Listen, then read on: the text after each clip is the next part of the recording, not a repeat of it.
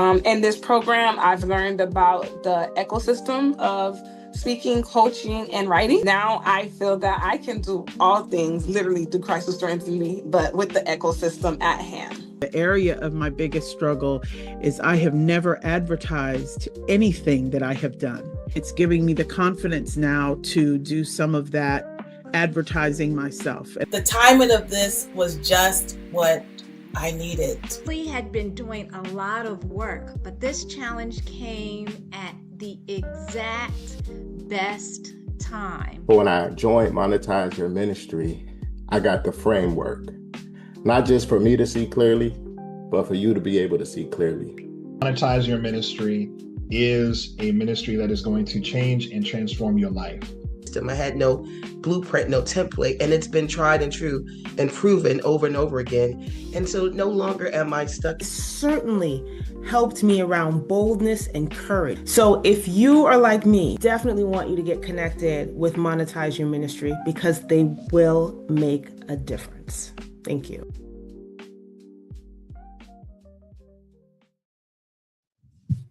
Happy Tuesday, good people.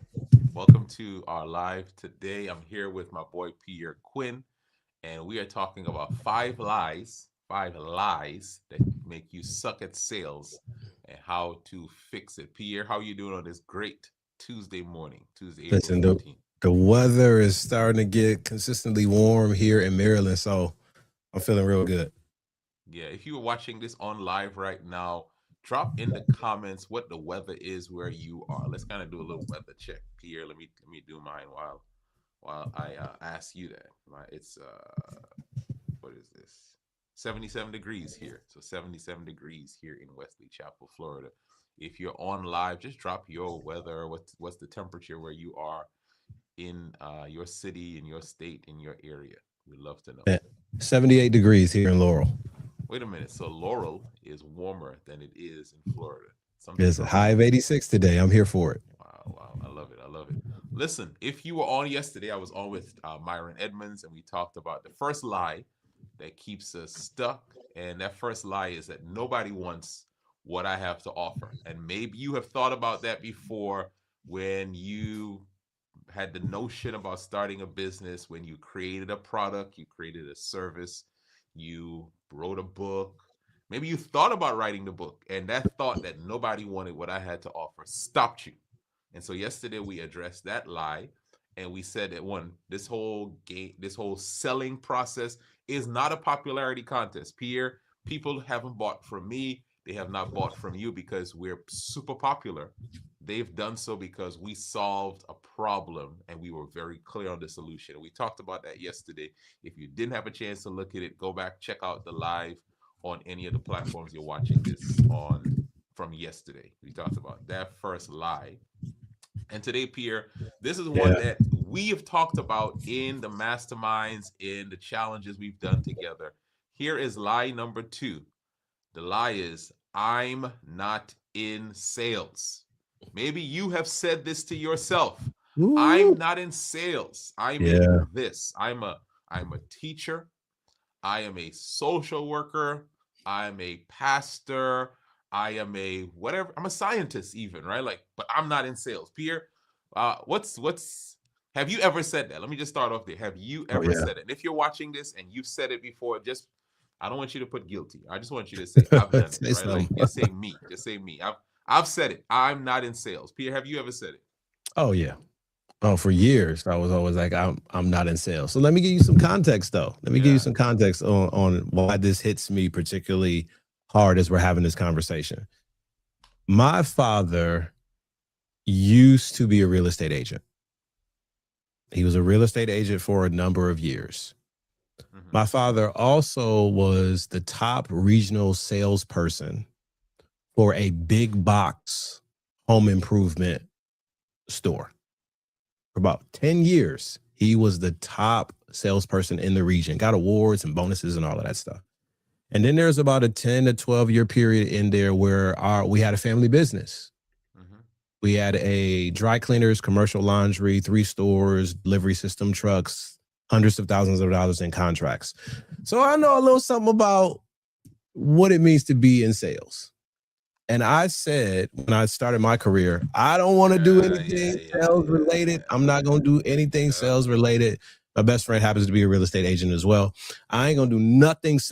I'm not in the sales business. I have an undergrad and graduate degree in communication. Eventually, I have a master's of divinity that during that period several years ago, I said, no, I'm not doing any sales work. Like, I'm doing different work. And I realized later on that nope, we're all in sales. Every single last one of us are in sales. I love it. Listen, it's funny, right? And we're going to talk about why some of us, we don't want to say we're in sales. So we'll get to that. But it's almost like you're saying, I'm doing this noble work over here, communication and teaching and ministering. I'm not doing that stuff for sales. And we'll talk about why some of us look at sales in almost a negative light. But Pierre, I think it's good for us to set a baseline of what is sales. Like, we use the term sales. Yesterday, Myron, we talked about the fact that a lot of us, we buy, so we understand selling, right? We know how to buy. We know how to very buy. much so. Amazon shows up at my house almost every day. So someone in this house knows how to. Someone in this house knows how to buy, right? Someone in this house knows how to buy. We just brought in an Amazon package a few minutes ago. So, Arsenio Dodson says it, right? He said, everything is sales. Everything is sales. So, Pierre, let's get a definition of sales. I'll give you one, and you can kind of throw one. Sales is the process of helping someone make a decision to solve a problem or to move forward, right? So, sales just basically is influencing someone with a purpose in mind. It's influence. What do you, when you hear that definition, do you have a different one? Do you resonate with that? What are your thoughts on that definition? Well, I got a different one, slightly different. It's similarities there, but it's slightly different. And it comes from one of the best books on the topic that I think I've read, or let's say I listened to. It was audiobook. It comes from Daniel Pink. Everybody should read this book, Daniel Pink. I don't have an Amazon link. Well, if you got an Amazon link, put yours up. But the book is called To Sell is Human. Daniel Pink. Type that in the chat. To Sell is Human. And while you're typing that, share this live. Somebody's going to get something from this. We're helping them understand that everyone is in sales and to break up that lie that I'm not in sales. Go ahead, Pierre. Sorry. Man, we didn't even tell them by sharing the live, you're actually selling. Okay, no, we won't do that. We won't do that to you. We're selling them on doing that. So to sell is human, Daniel Pink, here's the definition from the book. Sales is moving others to take action, to part with resources, or to change a belief or behavior. Sales is moving others to take action, to part with resources, or to change a belief or behavior. That's how Daniel Pink refers to selling or sales in his book, To Sell is Human. And he believes every single person in the world is involved in selling. He puts it in two categories. Number one is traditional selling. And category number two, and I know we'll pull on this a little bit, is what he calls non-sales selling. What is non-sales selling? Non-sales selling is down there in Tampa. You know, you got the family, right? Everybody's hanging out. Maybe everybody's at the house, sons, daughters, and your wife says, Corrine says, I'm not cooking today. Where y'all want to go to eat? And when you say, okay, I feel like going to a Mexican spot, and somebody says, oh, I want Italian, and someone says, oh, I want classic American fare, and somebody says, let's just go to the mall, and everybody get whatever they want for the food from the food court.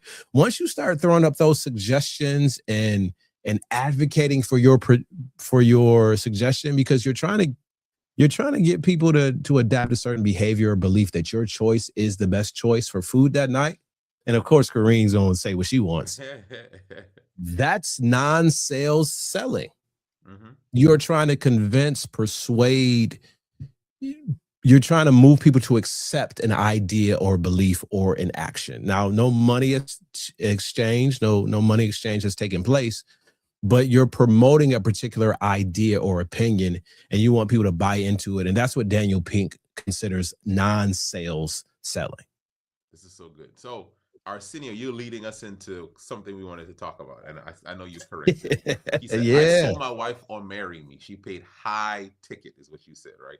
Now, that's the first one, because a lot of us say, I'm not in sales, but Mm. if you've ever been in a relationship, you've done Yeah, some selling, right? When absolutely. you had to get someone to either say yes to your request for a date, or to actually make the request, right? Because there was some selling going on there where you're putting out your best foot, you are making yourself visible, you are even making yourself a little alluring, like, yeah, I'm a little mysterious, I'm not too, and that provided an opportunity for that person to say, they're influencing a decision. I want to take you out. And then if you marry Mhm. that person, like, you really had to do, as Arsenio said, that's some high ticket selling right there. And so if you say I'm not in sales and you've ever been in a relationship, you've done some selling. This is funny to me because my daughters are in high school, and I was telling them about high school experiences growing up for me and dating. And man, in the sales process, the non-sales selling process in high school, you collaborated with people. Oh yeah. Girls would do this all the time. I don't know how it was for you growing up, but for me, especially in Michigan, would do this all the time. A girl would like a guy, and maybe she was shy or some hesitancy, and she had a friend who was a bit more courageous or who would be willing to talk, and the friend would broker the transaction. There you go. The Sales. friend would say, hey, my friend thinks you're cute. That's the friend selling the idea to you that you should pay attention to their friend. So from the earliest time, we have been introduced and been a part of and connected to this sales process. It's just over time, especially when we've had bad experiences, that we put this dark label on anything sales, and we say, especially even as people try to make money and livelihood, that we don't want anything to do with sales, but it's usually connected to some bad experience. Yeah. You even made a term called salesy. We'll talk about that later. Now, Yeah. if you've been a leader in an organization, again, leader, you don't even Absolutely. need a title. You don't even need a title. If you are a teacher in a classroom and you have Yep. to convince your students to Yep. put together some program or get engaged, right? Because there's one thing you can make them do something, but to be engaged in it, you had to sell them on that, right? Friends should have an affiliate. Arsenio, this is Arsenio's. This is his oil right here. Sales is one of Arsenio's strong points, and I'm glad you're in the chat engaging with us. If you're just joining in, this is part 2 of our 5 lies that keep you stuck, make you suck at sales, and how to fix it. And part 2 today is I'm not in sales. That's the lie we're confronting today. Lies. But if you've led some students, if you've led a volunteer, or think about this, Pierre, you're telling people to give up their time and money on a voluntary basis. You were in sales. If you had to get your coworkers to do anything for a process, that involves some influence towards a decision, and that was sales. And so every day in life, we're doing sales. And now here it is, right? This may be the rub right here, Pierre. People think, okay, that's fine. It's for a date. It's for an event. It's for a group that I'm a part of. But the money part of it is where I start feeling a little bit icky about sales. Making people give me money. That's where it starts to feel uncomfortable when we talk about sales. And I want to just confront you, Pierre. Here we go. I'm going to set you up for this. Do this. All of us, if you've ever had a job, have done sales for money. Yeah. Talk about that. Yeah. So we end up selling maybe one time. So here's a classic example of this. You and some of you are navigating this right now with the job market that we're in. You fill out an application online, or somebody, and you get an interview. An interview is nothing more than a sales call. That's all it is. An interview is a sales call, and you're signing up. you're trying to get the organization to sign up to pay you a fixed amount of income for an extended period of time because you sold them in the conversation that you could handle the responsibility, that you were a great leader, that you were a great communicator, that you were a great value add to the organization. Now, the challenge is you make that sale one time or maybe a handful of times over the course of your career. Maybe it's an opportunity for a promotion and they do some interviews surrounding that. But for a lot of us, we only go through that process or actively engage in that process once, even though all the other aspects of our lives are people selling to us. We only sell to others one time.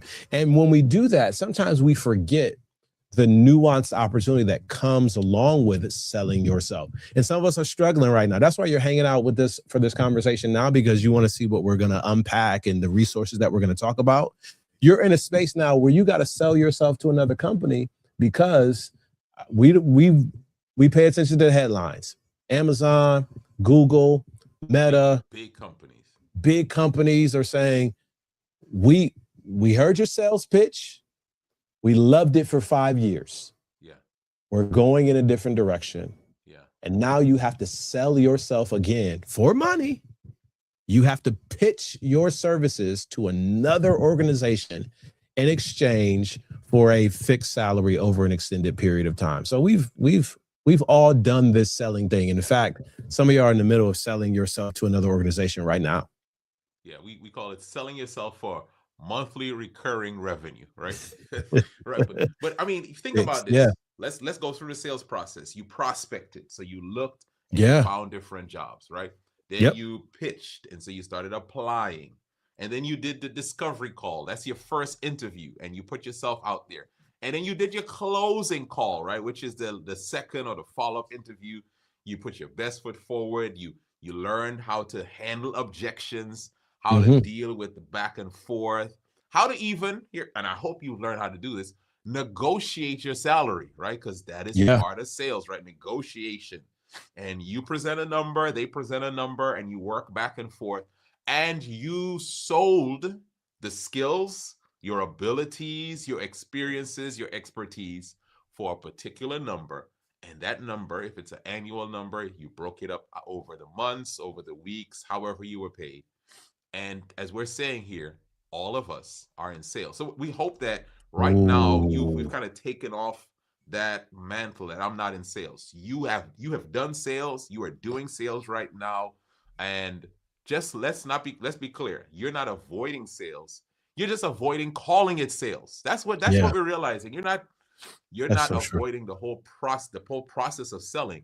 You just don't want to call it what it is. And so maybe we need to just let you know that this lie that I'm not in sales comes from the whole concept that sales is manipulation. Like Pierre, I hear people say, Kimon, I want to do sales. I want to bring people into my program. I want to get people to buy my book. I even want to get on a stage and speak, but I don't want to come across salesy.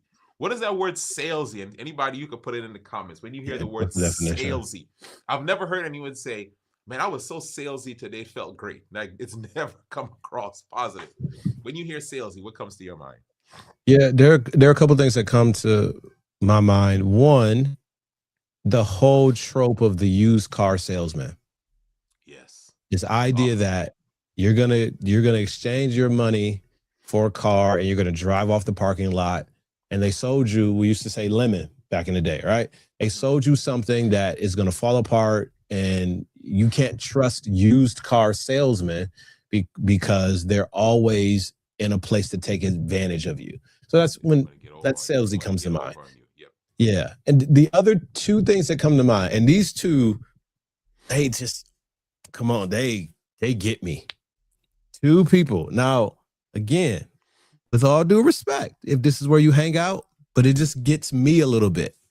Category number one, y'all that be in Walmart asking me what phone plan I got. Listen, stop. That's salesy. Somebody watching on this live right now has had that job doing that in Walmart. So do not take offense, right? No, we're just saying he asked me my opinion of what salesy was. So that's one. The other is when I'm walking through the mall Mm-hmm. and the boys at the kiosk ask me about my sneakers. They selling the cleaning products. I don't know if you've seen them at the mall, the boxes. They want you to come over and clean your sneakers and then charge you. They want to charge you $20, $30 for a sneaker cleaner that they've jacked up the price. It's a huge margin on sneaker cleaners. They're going to give you a deal though. They're going to give you, just for you, I'll give you two. To me, the Walmart asking me about my phone plan and the stopping me in the mall asking me if you can clean my sneakers, to me, that's salesy. That's just, let's break that down, because I think for you, what comes across there is a little bit of pushiness. Yeah. Right. Yep. It reeks of desperation. And it's almost like convincing me to get something I don't even want. And let's just say this. That's not sales.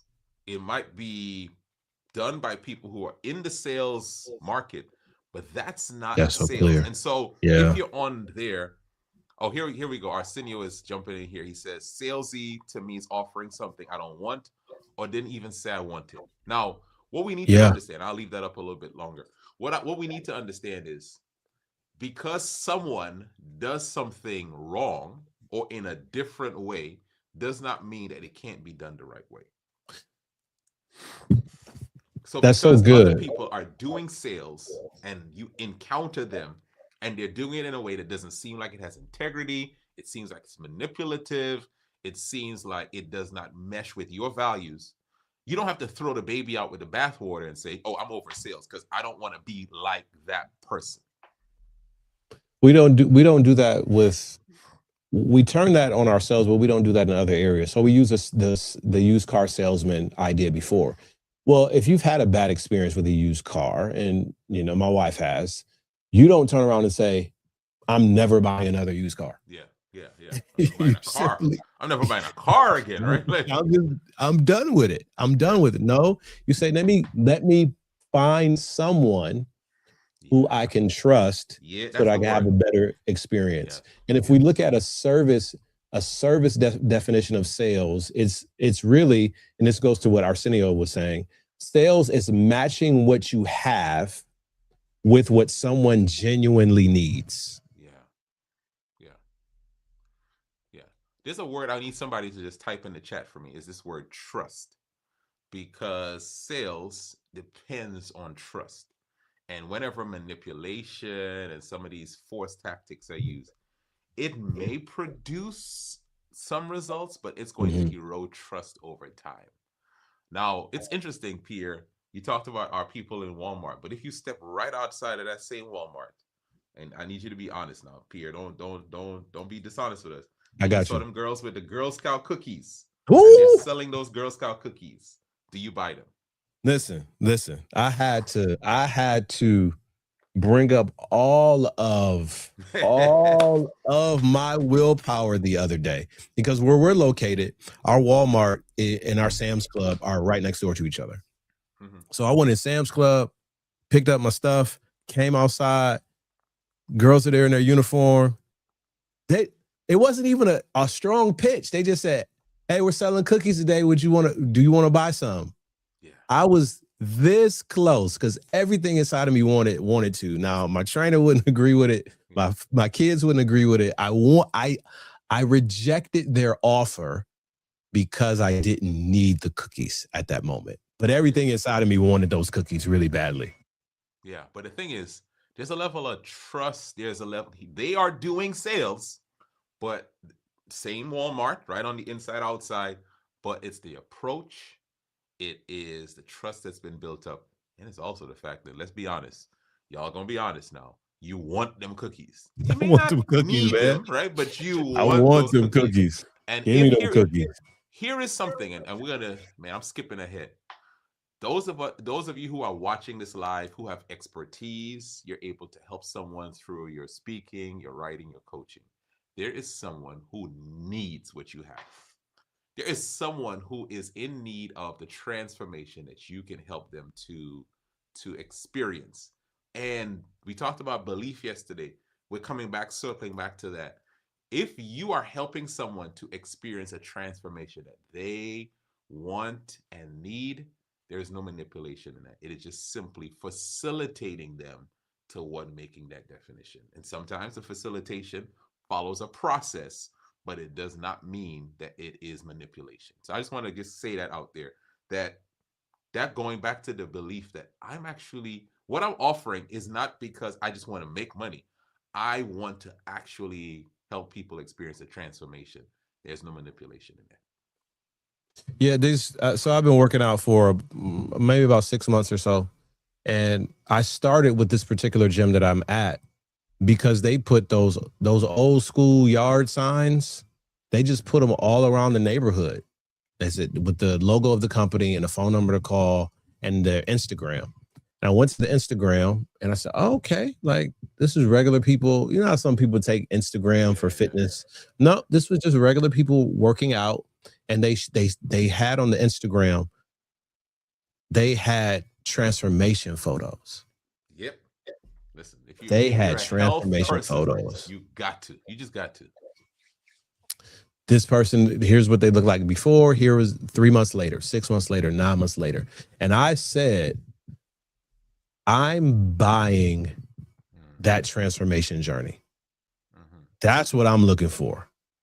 And so I didn't feel like, oh, and you know, once you follow them on Instagram and you get posts and updates from them, they were offering something that I want. I wanted a personal transformation.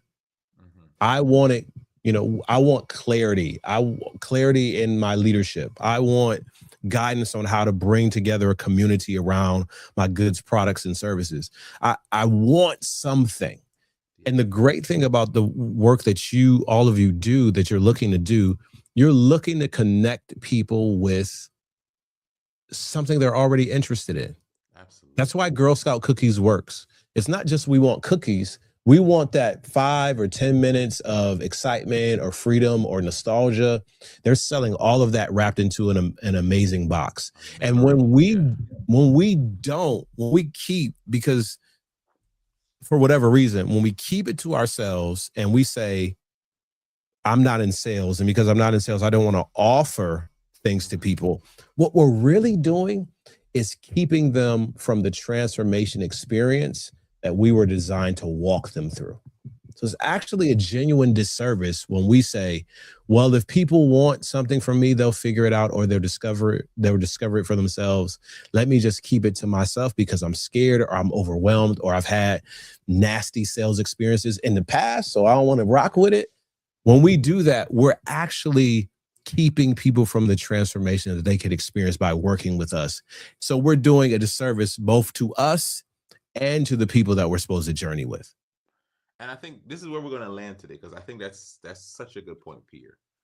Integrity says, and we talked about this yesterday as well, if I can help people experience transformation, a family who is in the midst of a crisis and they're looking for help, a person who is dealing with some health challenge that they've been carrying for a long time, a person who has been under the weight of debt or is trying to navigate a career shift and they can't figure that out. If I am the one that I have a solution based on my expertise, and my expertise, sometimes we come about it through going through traditional learning. And let's add to that, sometimes we come to it because we've gone through that pain. We've gone through that struggle. And now we're on the other side. And what we think is, man, I sure wish there was someone back then when I was struggling with this who could help me. And boom, now you're positioned to do that. Integrity says, if you have that solution and you do not give people through sales an opportunity and you influence them towards a decision to get that help, that something is wrong. You're actually doing a disservice to them and you're doing a disservice to yourself. You know, what we've heard a lot in our experience, especially growing up in faith-based communities, where there's a lot of, I'll just do it, I'll just give it away for free, or, you know, this is my ministry, this is my thing. For people who say that, I have also heard on the other side, maybe in the offline conversation, or maybe when they didn't know the mic was still hot, right? You've heard them say, man, they could at least gave me something for it. Yeah. Yeah, it's funny. I don't want to get charged for it, but then on the other side, to your point, man, I didn't even get. I did all of this. I got a card, right? They could have at least paid for Took the care of my expenses. supplies, Yeah. cover my expenses. Wait. You, which one is it? Which one is it? And I think because we haven't navigated that discomfort yet. And I had a high performance coach that I was talking to a couple of years ago. He's a former team doctor for Dallas Mavericks. His name is Dr. Brad. Oh yeah, I know Dr. Brad. We were having a good conversation, and this was several years ago. I was just talking to him about my business and what I'm looking to do, and from a faith perspective. And he said something that I'll never forget. He said, do you believe that your ability to connect with leaders and explain leadership principles and ideas, do you believe that's a God-given thing? And I said, yeah, I honestly believe that. I believe that. He said, now, how many people are you telling about this God-given thing?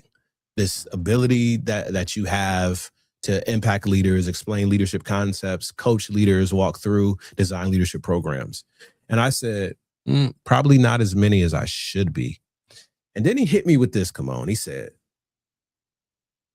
well, if you believe what you have is God-given, and you're not telling people about this God-given thing that you have, isn't that kind of like a slap in the face to God? That's what we call that lack of storage. Is a stewardship issue right there. I said, wow. And that this was probably about 5 years ago that he said this to me. And I say, if you believe it, speaker, author, coach, cupcakes, maybe you're a tailor, whatever it is, if you are not telling people about what you have, that's terrible stewardship, because you're missing out on the opportunities to impact people's lives based on the gifts, talents, skills, and opportunities that were given to you. And we all know from personal experience, one of the worst things that you can do is to take what's been given to you and bury it in the ground. Absolutely. It doesn't benefit anybody. Yeah, listen, there's a reason why we're on live today, and we're going to be on live all week, because we believe in what we're offering. We believe in the programs and the lessons. We believe in it based on what it's done for us, and we believe in it based on what it's done for other people in our program. In fact, we are hosting a challenge that starts on Sunday, April 19th. We're going to go for 2 hours every day. And the cost for that, for the VIP, is only $49. You get live training and coaching from Sunday to Thursday. You get to be part of a community where you get to ask questions. But we believe in this so much that we're giving our time and our energy toward it, because on the other end of it, we see what it's done for people. We played a video at the beginning of this, just a snippet of the people who have gone through our challenge and they share. And we're on here not because we don't have anything better to do on a Tuesday, but because we really want you, if you're watching this, to be a part of this challenge. I'm going to put the link up here on the screen. It is monetizeyourministrychallenge.com. Monetizeyourministrychallenge.com. If you're still able to, someone type the link in the chat. Monetize Your Ministry Challenge. Make it easy for someone. But for 5 days, we're going to be training you on how to discover your expertise, right? What is my thing? And Pierre, a lot of people, when we work with them, they know they have something. In fact, a lot of them feel like I have a lot of some things, but what is my thing? And so we work with you, and by the end of that, there is some clarity and some crystallization of this is my thing. Then we teach you how to package that thing into different offerings, right? So how do you make that into a book? And how do you speak about it on stages? And then how do you create a coaching offer for that? And then how do those three things work together? There's something, Pierre, that in the four of us working together, it was a aha moment when we all recognized Athena's not just an author, Pierre, you're not just a speaker, Myra's not just a coach. We're all coach, speaker, author. And how does that work together? And then lastly, how do you get the word out? How do you find your natural sales voice, and how you use it to bring people into your own ecosystem. So here it is. MonetizeYourMinistryChallenge.com is the link. I'm going to put the graphic up for you just so that you see it, you recognize it. Maybe you've seen it on your social media before, but it is taking place from this coming Sunday all the way through Thursday. And I want to just encourage you. You can sign up for it at the general admission, $7. You get the first hour. You don't have access to the Zoom where you can put your questions in there. You get the replays only for a day. But if you do the VIP, $49 for 10 hours of training and coaching. Wow. You get the replays for a week. You get a chance to be interactive. And Pierre, one of the things I love the most about the VIP, and you can attest to this, is what we call lab time. Talk about lab time, because somebody has not experienced lab time. It's where, Pierre, the glasses come off. Sometimes some tears may shed, but it's where people get a chance to ask questions about their business and about your business. But talk, because I know you value that lab time that happens during the challenge. Yeah, very much so. So lab time is really, really special for us in the Monetize Your Ministry Challenge. And it's a place where we do a bit of a deeper dive. We spend that first hour just really giving you content, and it's fast paced. We're moving very, very quickly. That second hour for our VIP folk, we pull back the curtain just a little bit more, and we go, it's part spot coaching, part support group around a particular challenge or issue that you're having. And when we go deep in those moments, as many challenges that we've been doing, it has not failed us yet. When we go deep in those moments, there's always an incredible amount of insight and clarity that comes from those VIP coaching lab time moments. So if you got questions about your speaking idea, you got questions about maybe a book idea, you got questions about, people always call me for advice and maybe I should put together something around coaching. You got some questions around that. Don't just sign up for the regular session. Sign up for the VIP and get your questions get your questions answered, and also be a pathway for somebody else getting their questions answered because you're a part of that VIP experience. You don't want to miss it. I'm telling you, you don't want to miss it at all. Absolutely. So listen, today we talked about reason number 2, nobody wants, yesterday we talked about nobody wants what I have. Today we talked about I'm not in sales. And so here's what I want to encourage you. You have something that is transformational to someone else. And Pierre, you said it, it is bad stewardship if you do not take action on it. So maybe one of the actions for you is to be a part of this challenge, to come get some clarity, to come get some coaching, to get some training, to get some community around what you have. And then let's help you figure out your sales voice. That's what we're calling it, your sales voice. What's the most authentic way you can share that transformation so that you can have more impact, but also you can have more income. All right, so we will see you in the challenge. Y'all have a great rest of your day. We'll be back tomorrow for part 3. No one else is coming to save you. No. Oof. I was thinking about this today. Look, let's think for a millisecond of what's going on in our world, in our country today. Okay. Now I'm going to say it again. No one else is coming to save you. That's right. That's right. And I said no one else because we are in faith, and Jesus already came, okay, to save. All right. And all of the gifts has already been placed in us, right? The purpose and calling has already gone forth. So it is up to us to use what God has already left in us to do what we're supposed to do. Because guess what? No one else is going to save. No one else is coming. Yeah. Right. And so we who have these bleeding hearts, sister, brother, who are on here, who have these bleeding hearts, use that as your passion and magnet to get it done.